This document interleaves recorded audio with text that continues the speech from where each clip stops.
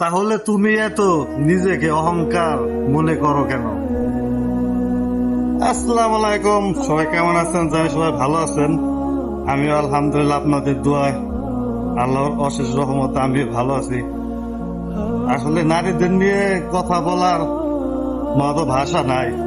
হে নারী, তুমি যে বড় বড় নখ রাখো, ভাবছো আমাকে অনেক স্মার্ট লাগতাছে, কিন্তু তুমি কি জানো না তোমার সাথে বনের পশু পাখির মিল পাওয়া যায়।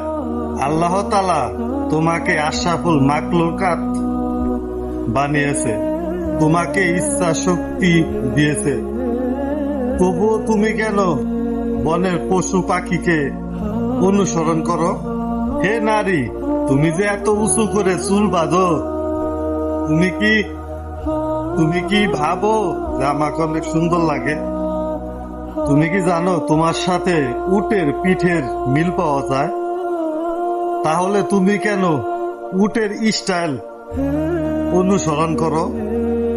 হে নারী, তুমি যে কড়া পারফিউম মেখে বাইরে বের হও, ভাবছো তোমাকে অনেক দারুণ লাগছে।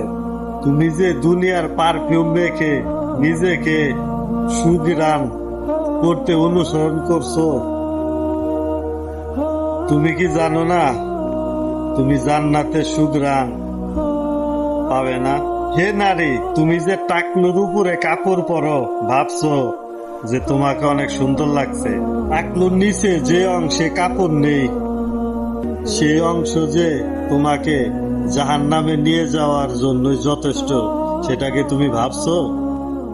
তাহলে তুমি কেন পায়জামা প্লাজো টাকলুর উপরে পরো?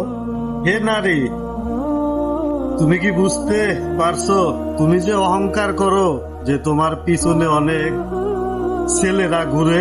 তুমি কি জানো পচা বাসি খাবারে? তাহলে তুমি এত নিজেকে অহংকার মনে করো কেন?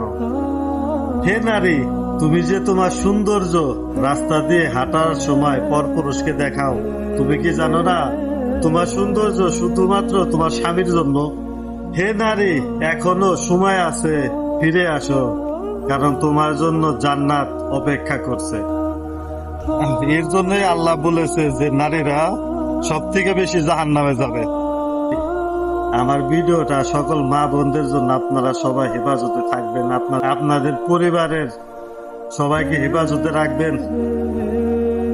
আমার ভিডিওটা কেমন হয়েছে সবাই বলবেন। তাই আজকের ভিডিওটা এই পর্যন্তই।